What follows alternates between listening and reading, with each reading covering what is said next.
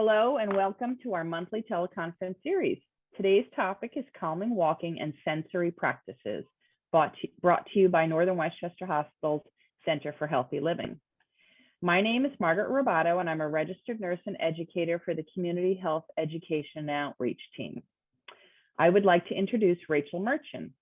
Rachel is a licensed clinical social worker with a health educator at Northern Westchester Hospital. She received her bachelor's in social work from Skidmore College and her master's in social work from the University of Pennsylvania. Rachel is trained in problem-solving therapy and motivational interviewing. She is committed to serving communities whose primary language is Spanish. Rachel is passionate about destigmatizing mental health care and enhancing health equity, both within healthcare settings and communities. Today, we will be taking a calming walk while engaging our senses, and then we'll be discussing the benefits of sensory practices. As a reminder, this is an audio-only program, so there will not be an opportunity to ask questions during the program. Please feel free to send any questions you have to CHL, and that stands for the Center for Healthy Living. So that's chl@northwell.edu, and we'll be glad to get back to you. For those of you that registered for this program, you'll receive a brief survey after this presentation where you'll have the option of submitting questions. Thank you to those of you that have submitted questions beforehand. We'll respond to them throughout this presentation. Welcome, Rachel. Thank you, Margaret, for having me today. Glad to be here. So I'm going to briefly describe what we're going to do in this program, and then we'll get started on our calming walk. If you're able, while listening to this program, I'm going to encourage you to put on your sneakers and head outside to walk while you listen. I'm going to be referencing what I've noticed outside today in Westchester, New York on this very windy day, and I'll ask you to consider your own surroundings while you walk. And today, I might encourage a hat too, because it's a little chilly. If you're walking outside in similar windy weather post the rain yesterday, please be cautious of any fallen leaves as you walk, as they can be slippery. Please be aware of your own level of comfort and ability and walk at a pace that is manageable for you in this weather during this program. Please also feel free to take breaks as you need.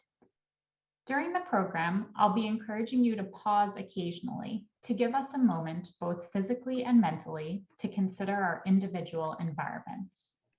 These pauses are optional. You are welcome to continue walking if you prefer. If you're unable to walk along with me today or prefer to stay indoors, feel free to just listen and try to imagine yourself outdoors experiencing nature with all of your senses. If I'm asking you to observe your surroundings and you're indoors, imagine what you might experience outside with your senses, creating your own scene in your mind. Also, if you're not walking, you may choose to close your eyes to more fully engage in the exercise and the imagined sensory experiences. Our minds can be a powerful tool to help us access relaxation. The program will run between 20 and 30 minutes. So why are we taking a calming walk today? Well, our activities of daily life keep us very busy. Some of us may find it challenging to carve out time in our full schedules to relax. We may not realize that there's opportunities to pause, take in awareness of our surroundings, and seek calm, while also checking items off of our to-do lists. Some of us may also be seeking ways to add relaxation into our daily routines, and a calming walk is one great way to do this. Walking is a wonderful opportunity to seek a moment of calm. It can be a time to relax and reflect, while also accessing the many benefits of physical activity.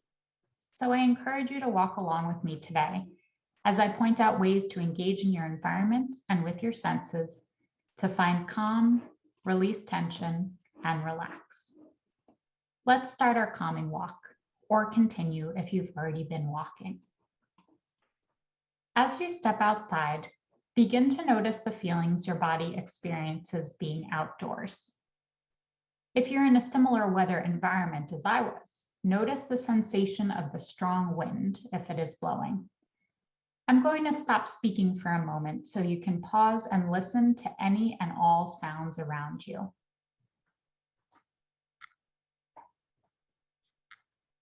What do you hear?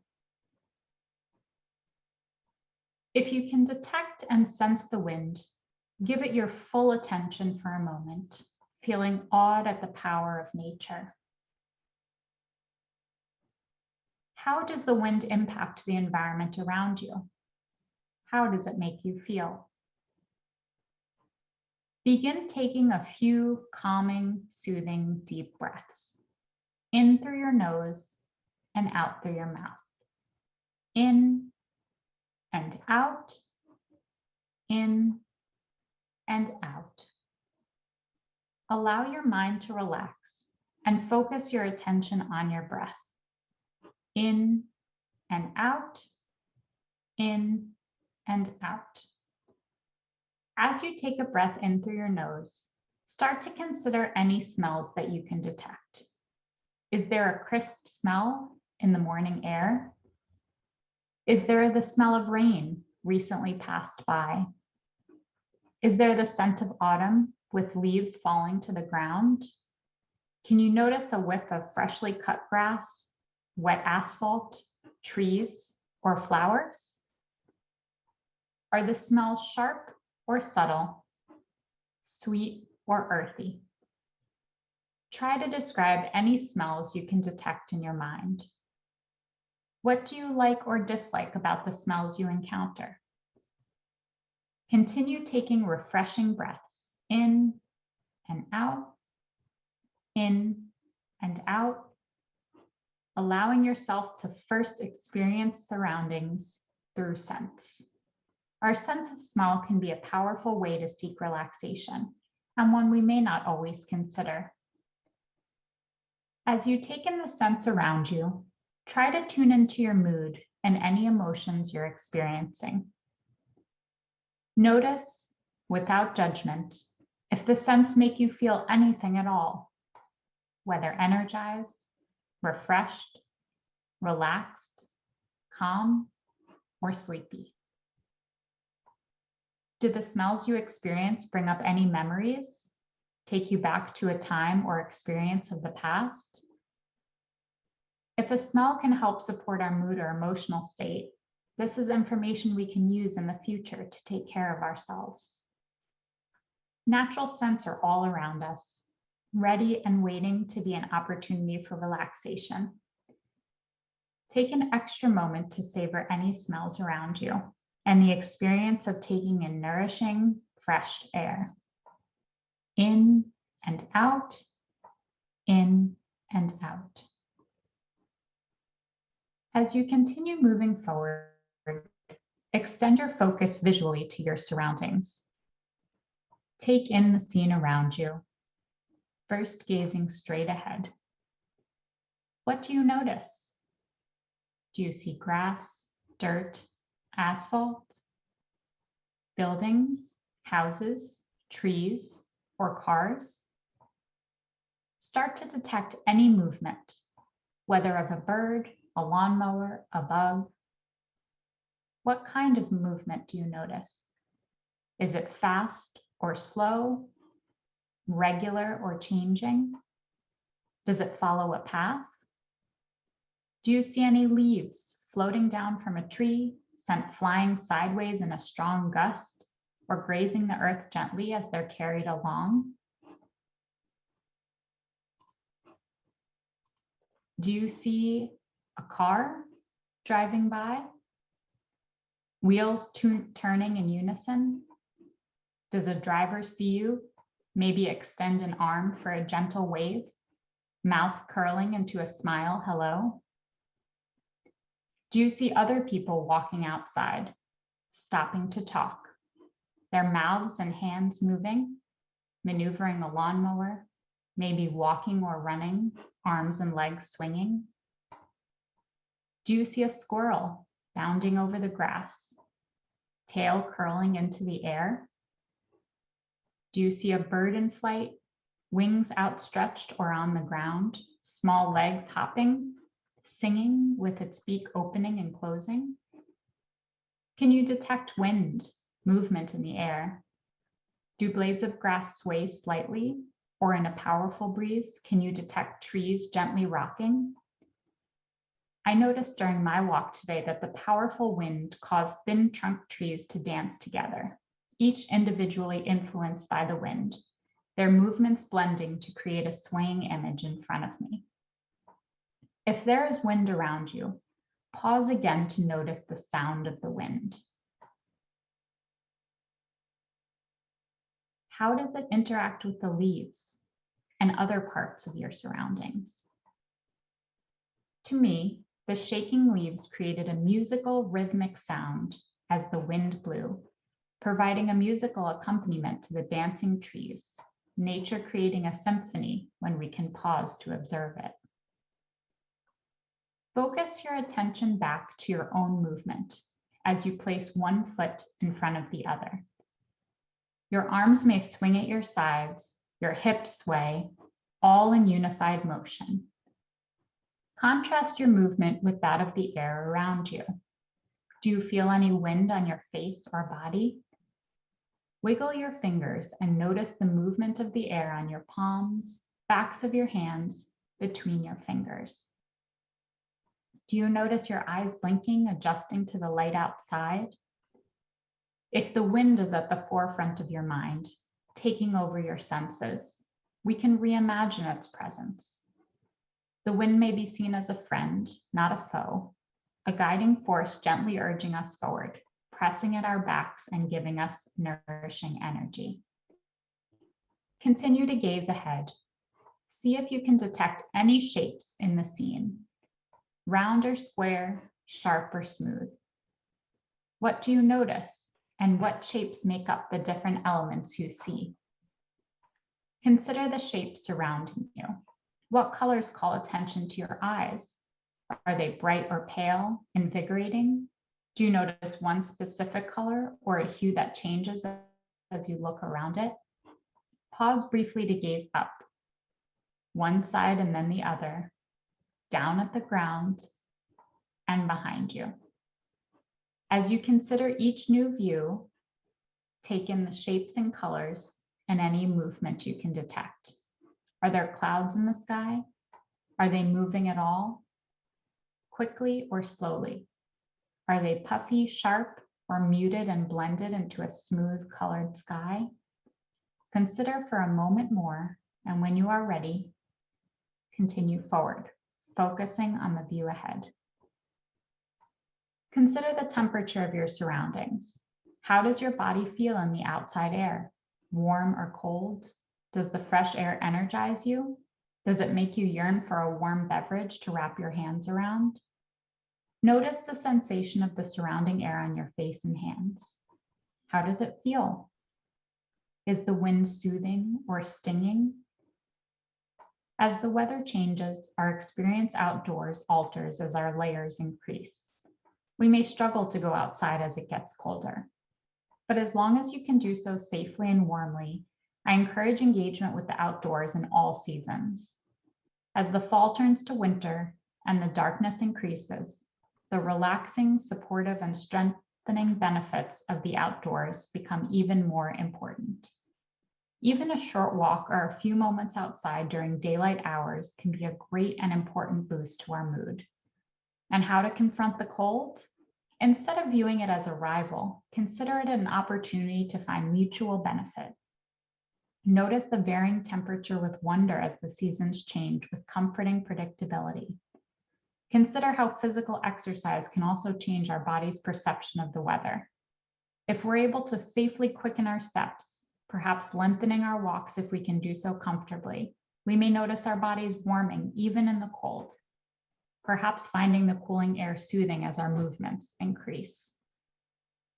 With the colder or windy weather, we can also feel that much more gratitude when we return indoors, savoring the comforting warmth as our bodies adjust.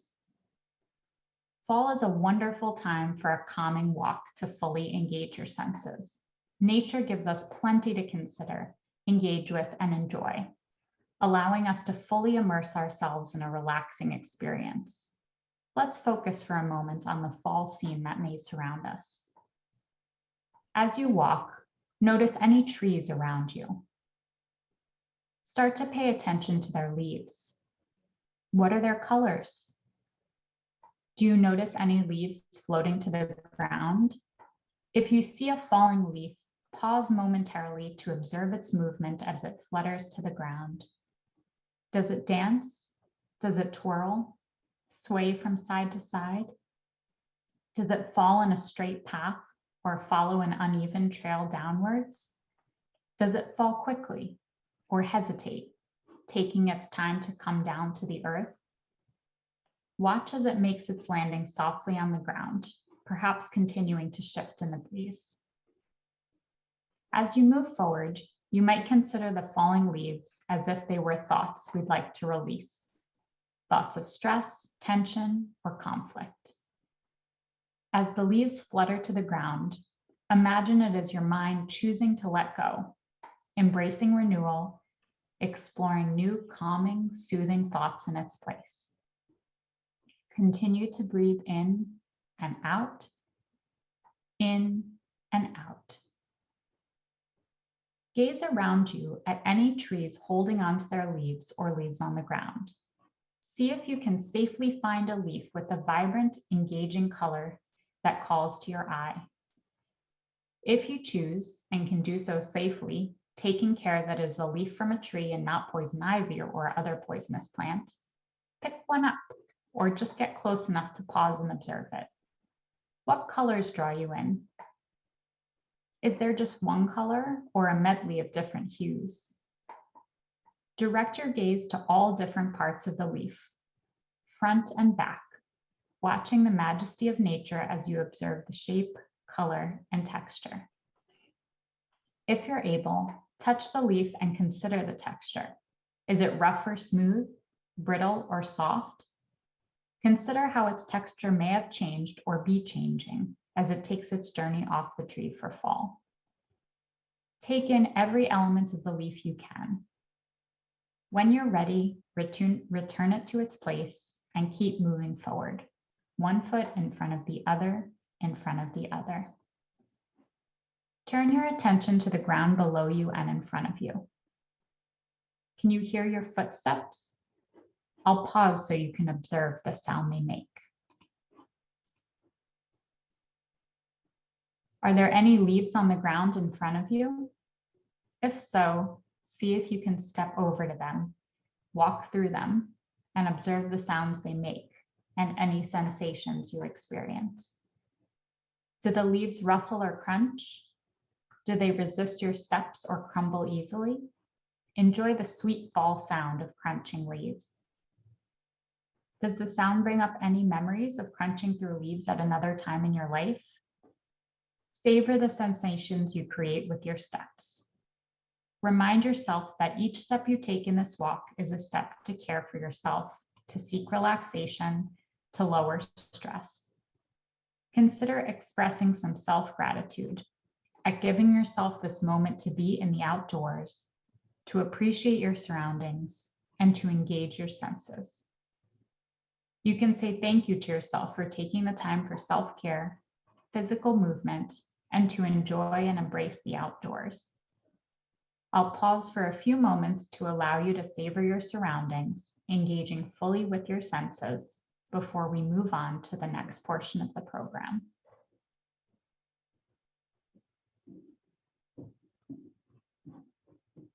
I encourage you to continue walking with us as my colleague Margaret joins back in to chat about sensory exercises and their importance in relaxation.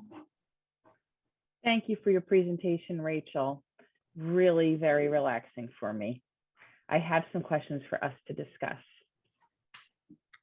So Rachel, we've been doing a calming walk today, incorporating sensory exercises. Can you describe what you mean by a sensory exercise or experience? Sure. So a sensory exercise or experience is any activity that allows us to engage some or all of our senses. So that's what we can see, what we can smell, touch, taste, and hear. We're always engaging our senses as we move throughout our day, but a sensory exercise or experience is something that we're intentionally focusing on for our wellness. So why do a sensory exercise? Are there other types of experiences that we can do for mental and physical well-being? Yeah, so there's a lot of different choices. So when we're thinking of activities we can do to feel calm, relax, lower stress, there really are endless options. It's about figuring out what works best for you, what most supports your wellness, and also what's feasible for your life and your day.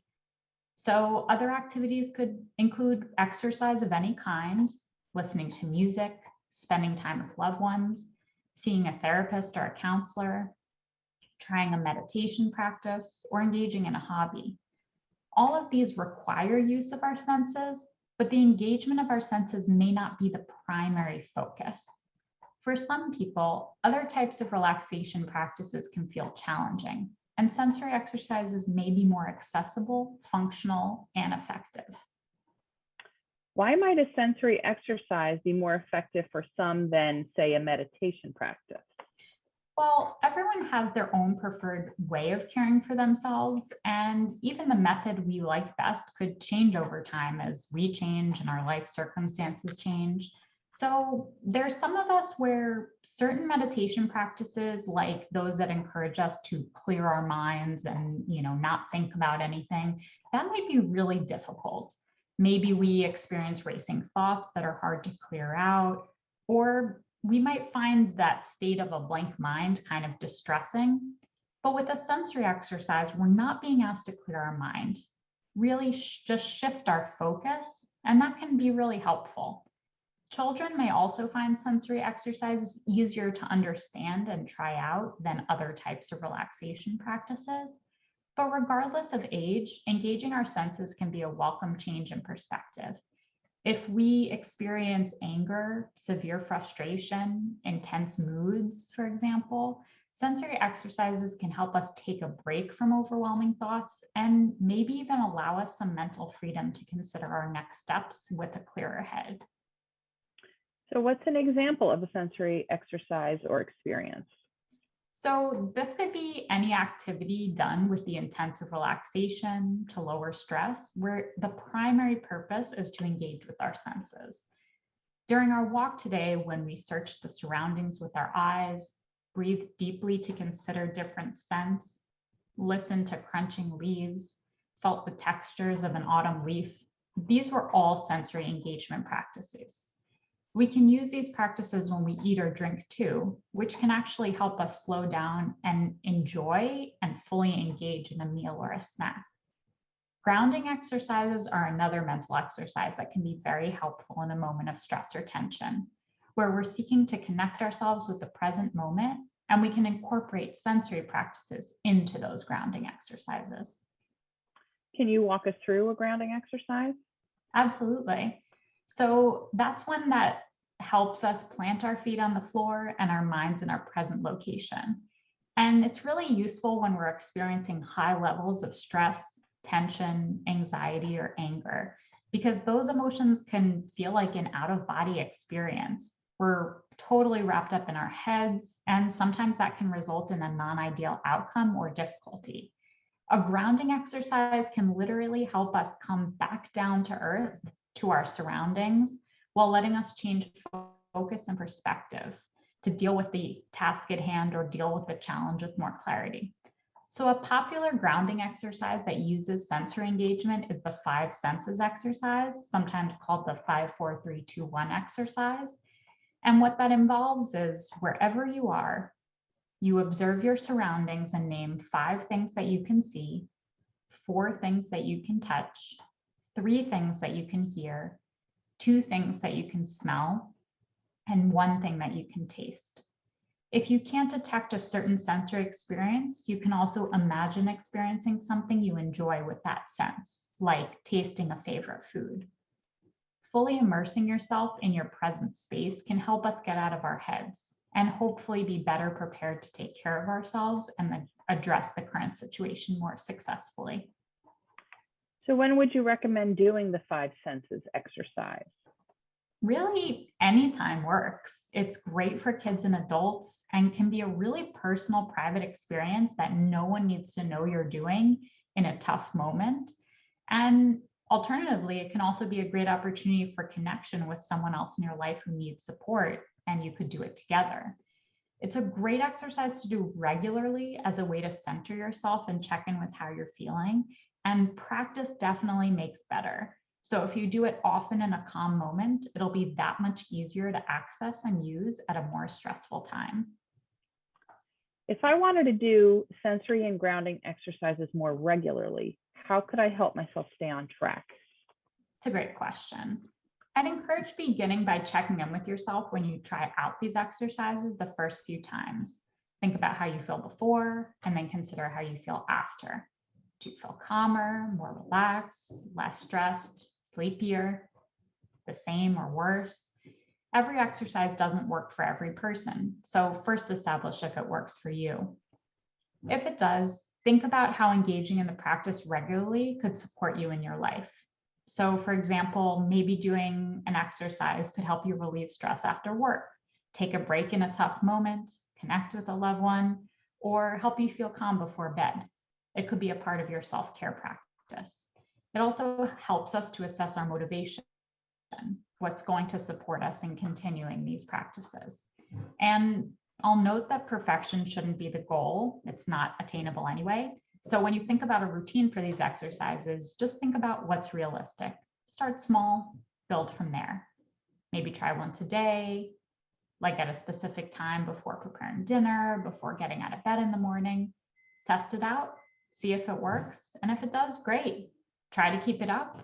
And remember that it's okay if you stop for a while. You can always pick it back up again. I really think the most effective exercises are the ones we do regularly enough that they help lower our general stress level. And then we're so confident in using them that during tough moments, we can easily access them to bring our stress down when we need it most. I hope this was a helpful overview, and thank you, Margaret, for chatting with me. Rachel, I want to thank you so much for your expertise, for sharing it with us. Really helpful and really brought a nice amount of some relaxation to myself this morning.